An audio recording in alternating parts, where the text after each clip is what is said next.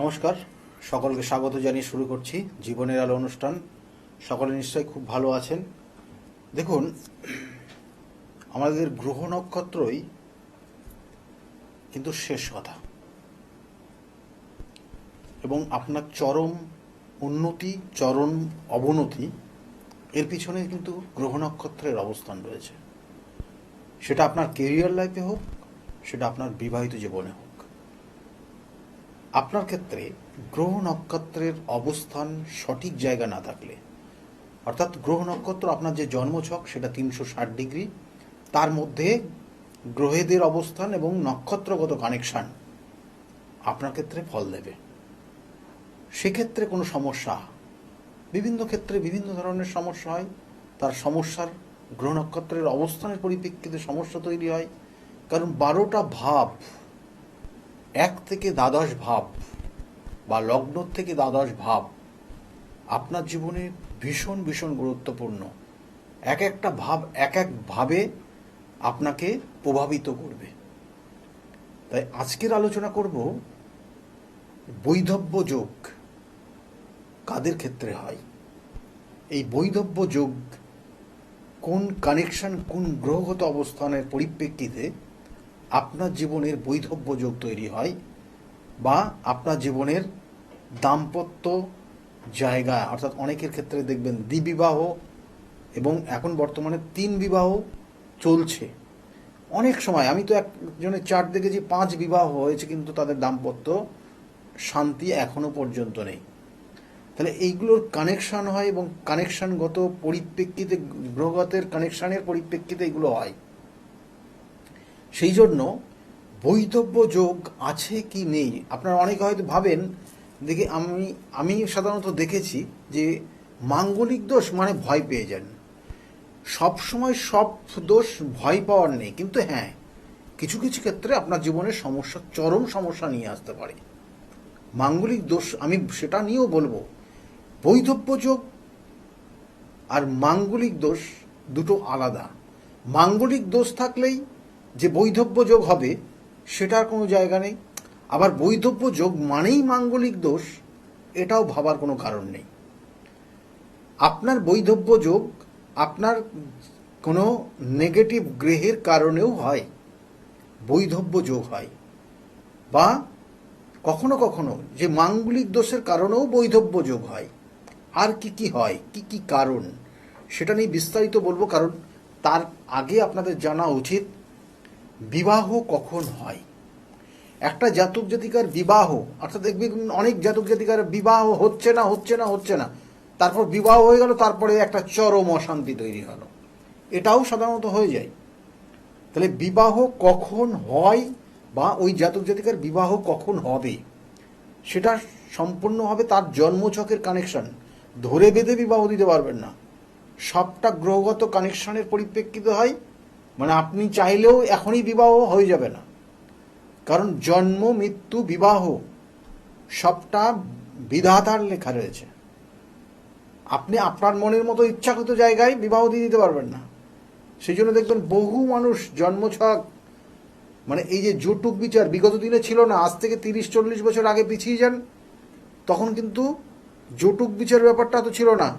হ্যাঁ, হয়তো পাটা, মেয়ের পা কেমন আছে, চুলের গোছ কেমন আছে, এইগুলো দেখা হতো, চোখ কেমন আছে, কিভাবে কথা বলছে দেখা হতো, এইগুলো দেখা হতো। কিন্তু এখন যেমন খুঁটিয়ে খুঁটিয়ে 360 ডিগ্রির মধ্যে সেই 36টা পয়েন্ট রয়েছে, কতটা মিলছে, তার কি গণ, এই গণ। কিন্তু হ্যাঁ, পূর্ববর্তীতে অর্থাৎ সেই আগে কিন্তু কোন গণ সেটার বিচার দেখা হতো, অর্থাৎ হাতের রেখাও একটু দেখা হতো কখনো কখনো, আবার কখনো কখনো আঙুলের বা মানে এই যে হাতের এইটার থেকে এই পর্যন্ত, এটার কোনো কোনো ক্ষেত্রে চোখের, মানে অনেক যারা বয়োজ্যেষ্ঠ যারা ছিলেন তারা কিন্তু এই বিবাহের ক্ষেত্রে তারাই দেখতে যেতেন, তারা সিদ্ধান্ত নিতেন, তারপরে সেটা ফাইনাল জায়গায় যেত, এবং তাদের দৃষ্টি অন্যরকম ছিল। কিন্তু সেটা সমাজের পরিবর্তন, কালের পরিবর্তনে অনেক কিছুর পরিবর্তন এসে গেছে। এবং এটা এখন যৌতুক বিচার বলা হয়, যেটা খাতা কলমে বিচার করা হয়।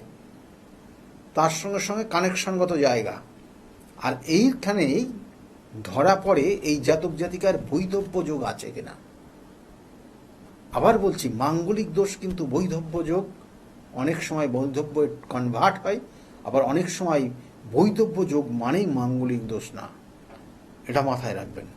তাই অনেকের মধ্যে একটা ভীতি সঞ্চার করে বা মানে এইখানে এই জায়গাগুলো তৈরি হয় যে মাঙ্গলিক দোষ মানে তার বিবাহের সমস্যা হবে, দ্বিবিবাহ হবে, বিবাহিত জীবন টিকবে না, এরকম একটা টেন্ডেন্সি না। দেখুন, বিবাহ হয় কি কোন কোন কানেকশন, আর বিবাহিত জীবনের কানেকশন, তাতে আপনার ওই ভাবের সঙ্গে কানেক্টেড হয়, অর্থাৎ দ্বিতীয় ভাব, সপ্তম ভাব আর একাদশ ভাব, এবং তার সঙ্গে লগ্ন ভাব। লগ্ন আপনি নিজে, দ্বিতীয় হচ্ছে কুটুম্ব, আত্মীয় স্বজন। বিবাহ যখন করবেন আত্মীয় স্বজন বৃদ্ধি হবে, আপনার কুটুম্ব তৈরি হবে। আর সপ্তম কামনা বাসনা এবং আপনার লাইফ পার্টনার, সে কানেক্ট হবে, অর্থাৎ সেই সপ্তম ভাব কানেক্ট হবে। এবং তাহলে লগ্নর সঙ্গে দ্বিতীয়র সঙ্গে সপ্তম যখন যোগাযোগ হলো, তার মানে বিবাহের একটা জায়গা তৈরি হলো, কথাবার্তা চলছে, যোগাযোগ হচ্ছে, কখনো কখনো থার্ড হাউস কানেক্ট করে দিয়ে কথাবার্তা হলো, পাত্র পাত্রী দেখাশোনা চলছে, এবং এটা পরিপূর্ণতা পাবে কখন, সেটা হচ্ছে একাদশ ভাব। তাহলে সেখানে বিবাহের যোগ তৈরি হয়ে গেল। এইবার দুটো চার্টের কম্বিনেশনে, কারণ এই সপ্তম হচ্ছে লাইফ পার্টনার, তাহলে সপ্তম ভাব যদি পীড়িত হয়ে যায় তাহলে লাইফ পার্টনারের সমস্যা তৈরি হবে। একদম প্র্যাকটিক্যাল জিনিসটা আপনারা বুঝুন। অনেকে আপনারা খুব ভয় পেয়ে যাচ্ছেন যে মাঙ্গলিক দোষ কাটাতেই হবে। হ্যাঁ, মাঙ্গলিক দোষ থাকলে অবশ্যই সেটা কাটিয়ে নেবেন, কারণ মাঙ্গলিক দোষ শুধু বিবাহিত জীবনে সমস্যা নিয়ে আসে না, মাঙ্গলিক দোষ তার কেরিয়ার লাইফে সমস্যা নিয়ে আসে। মাঙ্গলিক দোষ থাকলে সে পরিবারের মধ্যে কিন্তু সমস্যা তৈরি করে দেয়, পরিবারের মানুষের সঙ্গে অ্যাডজাস্ট করতে পারে না, শুধু বিবাহিত জীবনে না। তাহলে মাঙ্গলিক দোষ সেটা একটা অশুভ যোগ, সেটার প্রতিকার অবশ্যই করা উচিত। কিন্তু বিবাহ সম্পূর্ণ মানে 100% তার বিবাহের ক্ষেত্রে সমস্যা আসবে তা না। কোনো কোনো সময় মাঙ্গলিক দোষ এমন কিছু কানেকশন যেটা তার মায়ের সঙ্গে কিন্তু বনিবনার তৈরি হয় না, মায়ের সঙ্গে ডিটাচমেন্ট হয়ে যায়, মায়ের সঙ্গে একটা ইগো কাজ করে, মায়ের সঙ্গে একটা হিংসা কাজ করে, এগুলো কিন্তু করে এই মাঙ্গলিক দোষের কারণে। সেটা ছেলের হতে পারে, মেয়ের হতে পারে। আর বৈধব্য যোগ কি হয় দেখবেন, সপ্তম ভাব, অর্থাৎ সপ্তম হচ্ছে আপনার লাইফ পার্টনার, সেই সপ্তম ভাবের অধিপতি কোথায় গিয়ে অবস্থান করছে দেখতে হয়। সপ্তম ভাবের অধিপতি দেখা গেল কখনো অষ্টমে রয়েছে, তাহলে সপ্তম ভাবের অধিপতি অষ্টমে থাকলে তার দ্বিবিবাহ হয়। কেন হয়?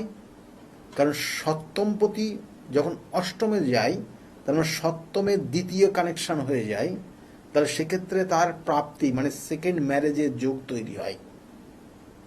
অর্থাৎ একটা ঘর থেকে পরবর্তী স্টেপ সেটা বৃদ্ধি হয়। তাহলে সপ্তমের দ্বিতীয় অষ্টম, এবং সেই সপ্তমের প্রাপ্তি, সপ্তমের বৃদ্ধি হয়ে যায়, তখন আপনার ক্ষেত্রে বিবাহের যোগ থাকে। অর্থাৎ প্রথম বিবাহিত জীবন টিকবে না আপনার, পরবর্তীতে আর একটা বিবাহ হবে। বর্তমান সমাজ ব্যবস্থা এটা কিন্তু 40 বছর আগে গিয়ে সেই হিসাব করলে আপনার মিলবে না। হয়তো 40 বছরে কেউ আছেন আপনার সঙ্গে চার্টের কানেকশন রয়েছে, হ্যাঁ আপনার ক্ষেত্রে পরিস্থিতি এইরকম জায়গায় গেছিল, কিন্তু কোনো উপায় ছিল না। কারণ আগেকারের জীবনযাত্রা, আগেকারের স্বামী স্ত্রীর মিল, আগেকারের সংসার 40 বছর আগে বা 50 বছর আগের অনেক ডিফারেন্স, অনেক পার্থক্য। আর বর্তমান সমাজ ব্যবস্থা অনেক উন্নত মানের, এখানে প্রত্যেকের স্বাধীনতা রয়েছে। আপনি আপনার 50 বছর পূর্বের যে বিবাহ যোগ হয়েছিল তখন যে স্বাধীনতা ছিল, তুলনামূলক আজকে আপনার সন্তানদের যে বিবাহ হচ্ছে, সন্তানরা যেখানে লাইফস্টাইল যেভাবে কাটাচ্ছে, অনেক স্বাধীনতা পাচ্ছে।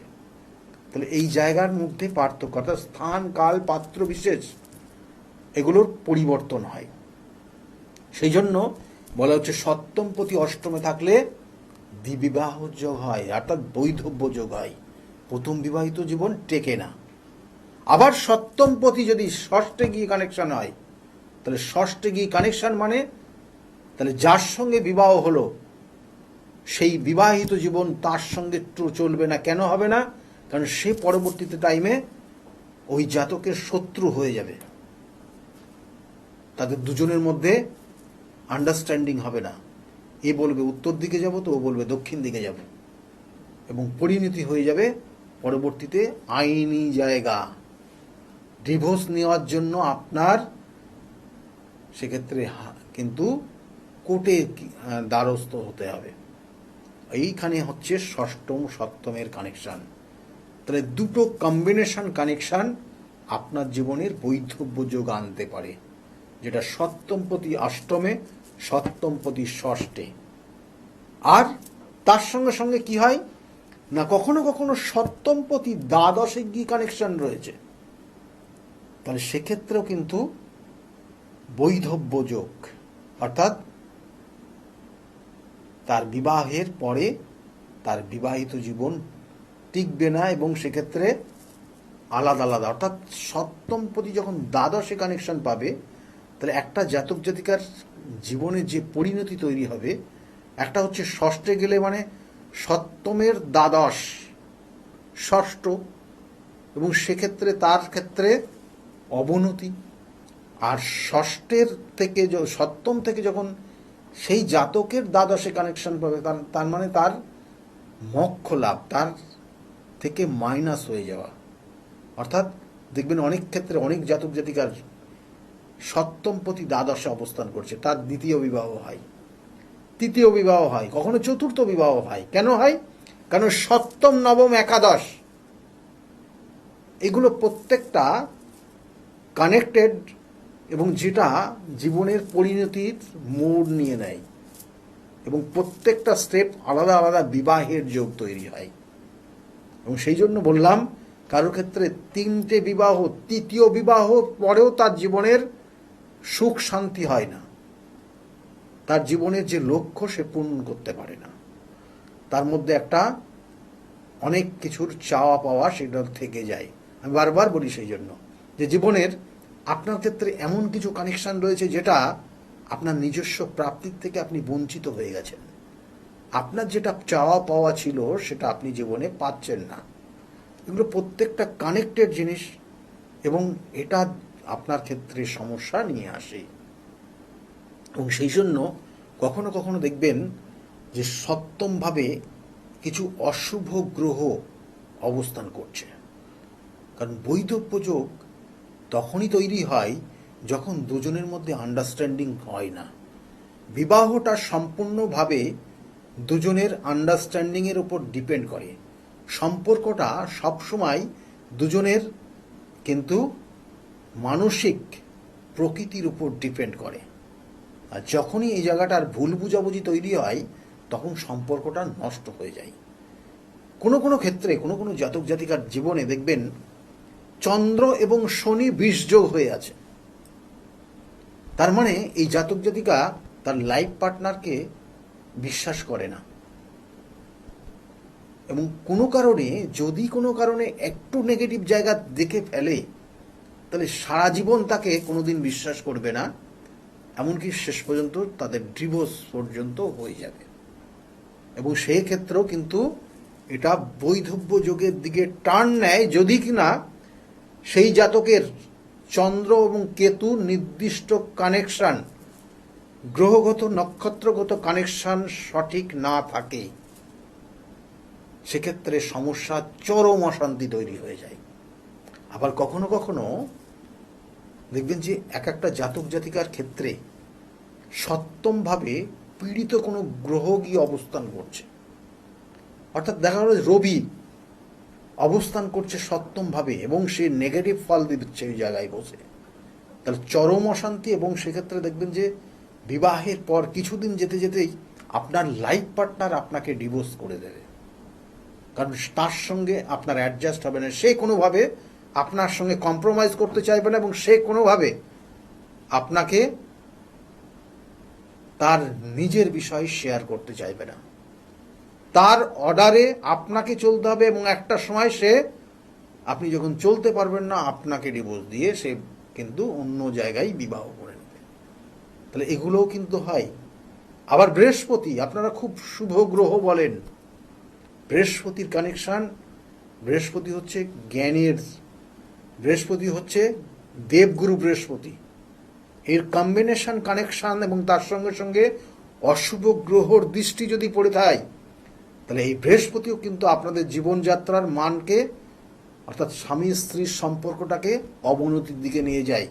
এবং কখনো কখনো একই ছাদের নিচে এরা রাখে না, আলাদা আলাদা ছাদে আপনাকে, আলাদা আলাদা জায়গায় কিন্তু আপনাকে পাঠিয়ে দেবে।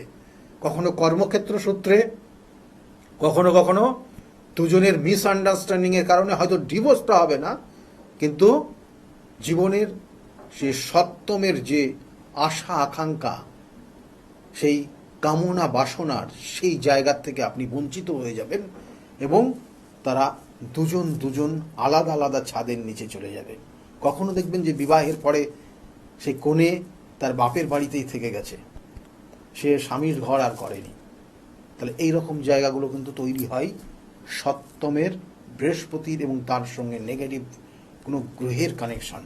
সপ্তমে যদি কেতু অবস্থান করে, আপনি পাগল হয়ে যাবেন। কেমন পাগল? মানে সমস্ত বিষয় আপনার ওপর কোয়ারি করতে করতে করতে করতে, এটা কেন হলো, ওটা প্রশ্নের পর প্রশ্ন, সমস্ত যদি সঠিক না হয়, কারণ এক্ষেত্রে এই সকল জাতক জাতিকার, মানে আপনার লাইফ পার্টনার সমস্ত ব্যাপারে এনকোয়ারি করবে।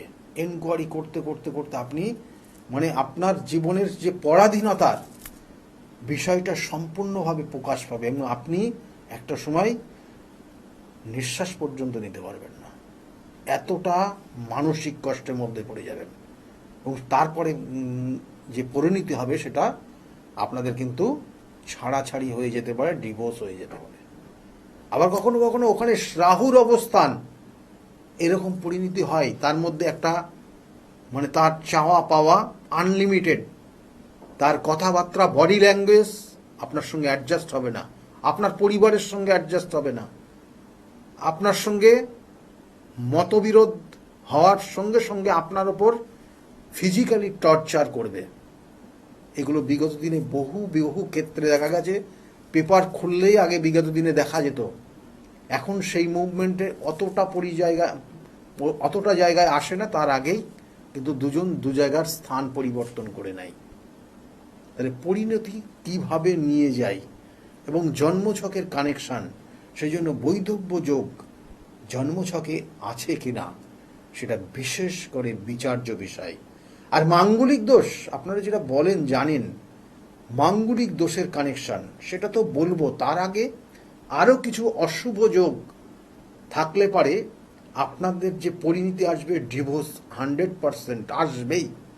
যদি জন্মছকের দেখা যাচ্ছে যে এমন কিছু গ্রহের কানেকশন রয়েছে, যেটা শুক্র কানেক্টেড হয়ে গেছে, কখনো কখনো পঞ্চম, কখনো কখনো নবম, কখনো কখনো চন্দ্র কানেক্টেড হয়ে গেছে, পঞ্চম নবম, থার্ড হাউস কানেক্টেড হয়ে গেছে, কখনো কখনো সপ্তম ভাব কানেকশন হয়ে গেছে, তাহলে এই সকল জাতক জাতিকার তাদের চলাফেরা, আচার বিচার, তার লাইফস্টাইল, যেটা আপনি কখনো মেনে নিতেই পারবেন না, এবং পরিণতি আসবে সেটা ডিভোর্স, বা যেটা আপনার ক্ষেত্রে বৈধব্য কানেকশন।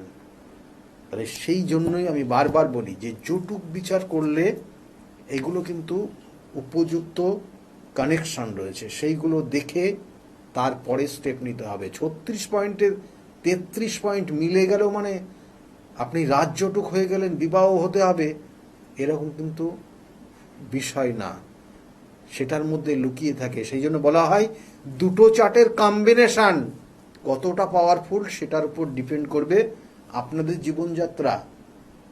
কারণ স্বামী স্ত্রী একসঙ্গে একই জায়গায় থাকতে থাকতে দুজনের মধ্যে মতবিরোধ মাঝে মধ্যেই হবে, কিন্তু আবার অ্যাডজাস্টমেন্ট কতটা পাওয়ারফুল কানেকশন রয়েছে, সেটা অ্যাডজাস্টমেন্ট হওয়ার ক্ষেত্রে অনেক সময় সেটা কম্বিনেশনের ওপর ডিপেন্ড করবে দুটো চার্টের, যে পরবর্তীতে আবার দেখা গেল সেটা অ্যাডজাস্টমেন্ট হচ্ছে, এবং সেক্ষেত্রে কিন্তু ডিভোর্স হচ্ছে না। তাই ডিভোর্স বা বৈধব্য যোগ এই বিষয়গুলো কিন্তু শুধু মাঙ্গলিক দোষ থাকলেই হয় না, নির্দিষ্ট কানেকশনের পরিপ্রেক্ষিতে হয়।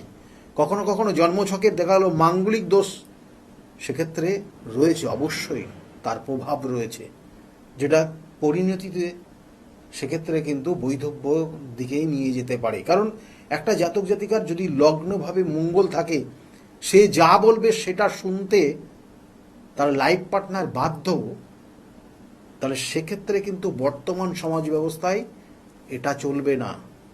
সপ্তমভাবে মঙ্গল, তাই তার লাইফ পার্টনার যে যা বলবে সেটা শুনতে প্রস্তুত থাকতে হবে এবং তৈরি থাকতে হবে, এটা লাইফস্টাইল চলবে না বর্তমান সমাজ ব্যবস্থায়।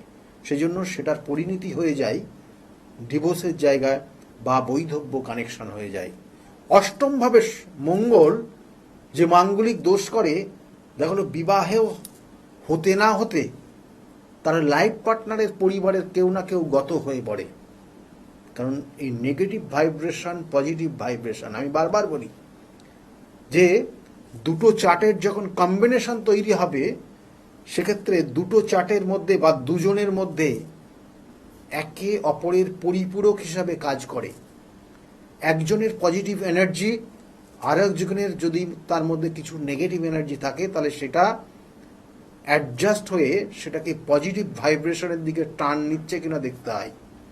কখনো কখনো ওই পজিটিভ এনার্জিটা এখানে এসে আরও নেগেটিভ এনার্জিতে মুভমেন্ট করে এবং তার কারণে তাদের বৈধব্য যোগ, তার কারণে জীবনে স্বামী স্ত্রীর মধ্যে সম্পর্কে তিক্ততা তৈরি হয়। কখনো কখনো দ্বাদশ মাঙ্গলিক তাদের শয্যা সুখের জায়গাটাকে ডিস্টার্ব করে দেয় এবং অশান্তির জায়গা নিয়ে যায়। পরবর্তীতে সেখানে তৃতীয় ব্যক্তির এন্ট্রি নিয়ে নেয়, যেটা তাদের জীবনের একটা চরম শাস্তিমূলক জায়গা নিয়ে যায়, যেটা বৈধব্য যোগ। তাহলে বৈধব্য যোগ বিভিন্ন ক্ষেত্রে হয়, বিভিন্নভাবে আসে। আপনার ক্ষেত্রে সেই জায়গাগুলো আছে কিনা, বা আপনি যার সঙ্গে বিবাহের নিজেকে নিয়োজিত করবেন বা বিবাহ করবেন বলে ভাবছেন, হয়তো 5 বছর সম্পর্কটা রয়েছে আপনাদের, কিন্তু বিবাহর পর পুরো মুভমেন্ট চেঞ্জ হয়ে যায়।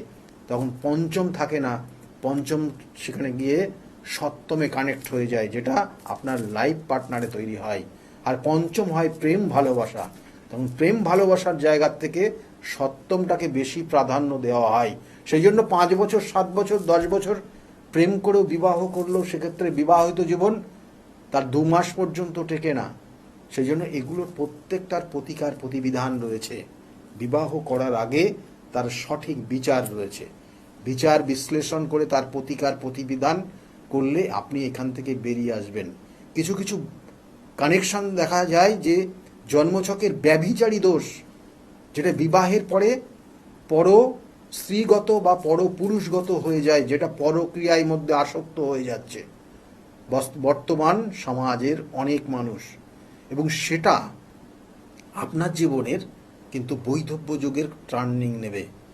সেটা পরবর্তী জীবনে আপনার জীবনযাত্রার মান খুব নিম্নমানের হয়ে যাবে এবং সেটা আপনার হয়তো সর্বশ্রান্ত করে দিতে পারে, আপনার সমস্ত পৈতৃক সম্পত্তি পর্যন্ত বিক্রি করে দিতে হতে পারে, আপনি নেশার পর্যন্ত আসক্ত হয়ে যেতে পারেন। আপনি ভালো চাকরি করলেও সেই চাকরির যে অর্থ আপনি রোজগার করবেন, সেই অর্থটা পর্যন্ত সেই ব্যভিচারী দোষের কারণে সেই দিকে টান নিতে পারে এবং একটা সময় আপনি নিঃস্ব পর্যন্ত হয়ে যেতে পারেন। সেই জন্য এগুলোর সঠিক প্রতিকার প্রতিবিধান রয়েছে। আমি বারবার বলি, প্রতিকার প্রতিবিধান সঠিক গাইডলাইন জীবনকে পরিবর্তন করতে পারে এবং নির্দিষ্ট স্থান কাল পাত্র বিশেষ।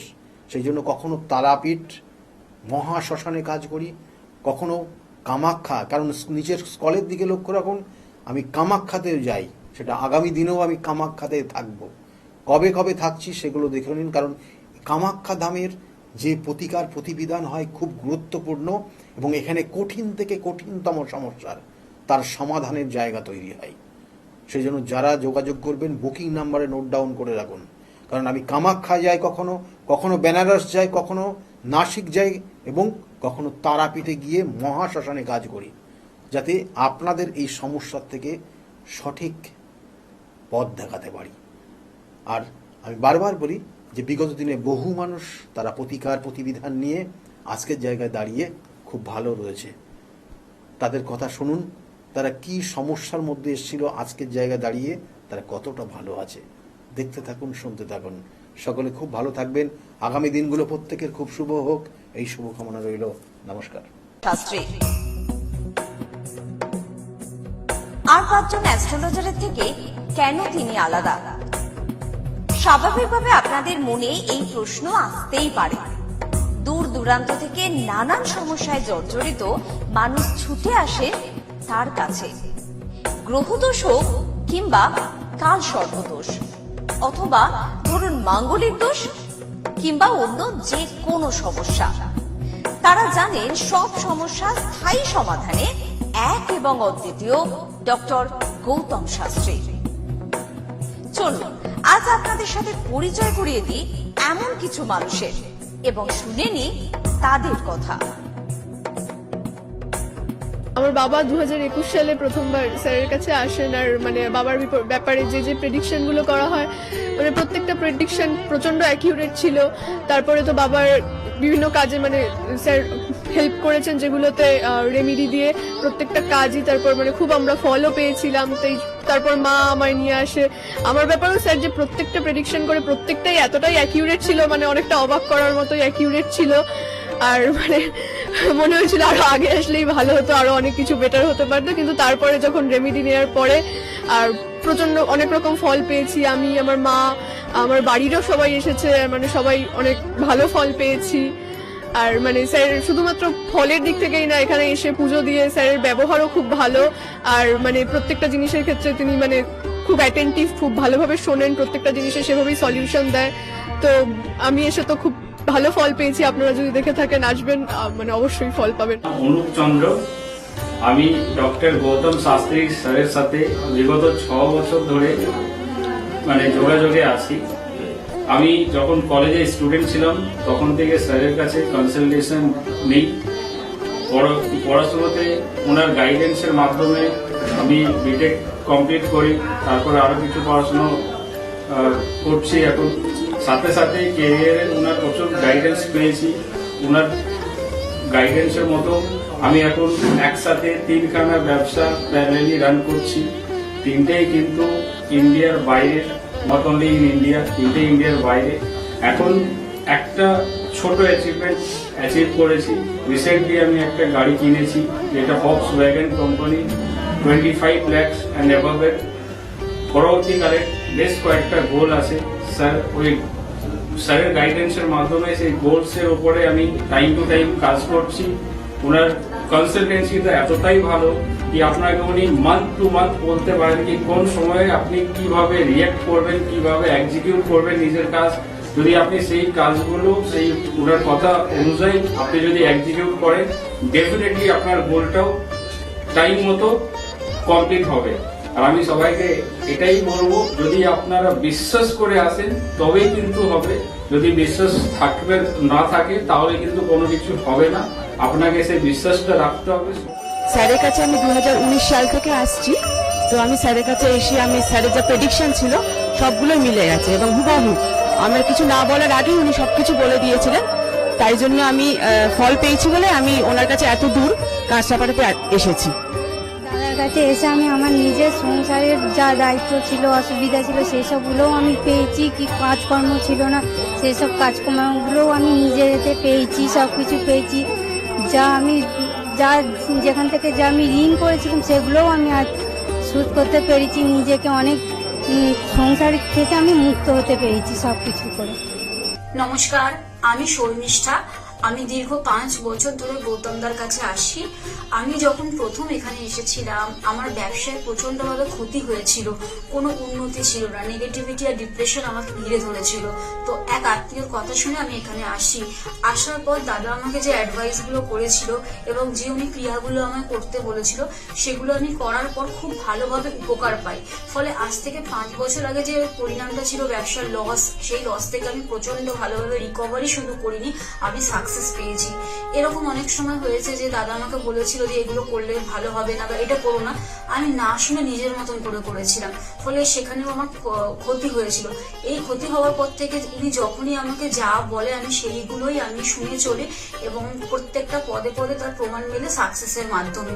আমার সাকসেস হওয়ার পর আমি আমার বন্ধুদেরও এখানে রেফার করেছি, যাদের পার্সোনাল এবং প্রফেশনাল লাইফে যে সমস্ত প্রবলেম ছিল তারা সেগুলোর থেকে রিকভার করে বেরিয়ে এসছে, খুব উন্নতি লাভ করেছে। এই সমস্ত ঘটনা আমাদের এবং আমার বন্ধু বান্ধবের জীবনে এতটাই একটা পজিটিভ সাইন এনেছে, আমি এবং আমার বন্ধু এবং আমার আত্মীয়রা সবাই আমরা ডক্টর গৌতম শাস্ত্রীর কাছে আমরা সবাই উপকৃত লাভ করি এবং আমরা ডক্টর গৌতম শাস্ত্রীর কাছে অসংখ্য ধন্যবাদ জানাই, উনি আমাদের এত সুন্দরভাবে অ্যাডভাইস করে থাকেন বলে। আপনার নাম কি? আমার নাম পলি দাস। আপনি কবে থেকে আসছেন? আমি 4 বছর হয়ে গেল এখানে আসছি। আচ্ছা, আপনি যে এতদিন ধরে আসছেন, আপনি কোনো কাজ পেয়েছেন? অবশ্যই। হ্যাঁ, প্রথমে আমার মেয়েকে আমি পড়াশোনার ব্যাপারে, ওর যাতে পড়াশোনায় মন আসে এইসব ব্যাপারের জন্য এসেছিলাম। আস্তে আস্তে দেখলাম আমার মেয়ের অনেক ইমপ্রুভ হচ্ছে।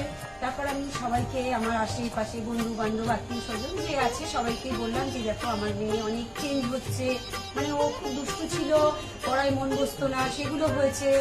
তারপর থেকে বন্ধু বান্ধব সবাইকে বললাম, সবাই আসলো, সবাই খুব আনন্দ, সবাই খুব খুশি, আমিও তো ভীষণ খুশি। আমার আচ্ছা, আজকের ডেটে দাঁড়িয়ে অ্যাস্ট্রোলজার ডক্টর গৌতম শাস্ত্রীর কাছ থেকে যে আপনি যে স্যাটিসফাই হয়েছেন, তা কতটা আপনি স্যাটিসফাই হয়েছেন?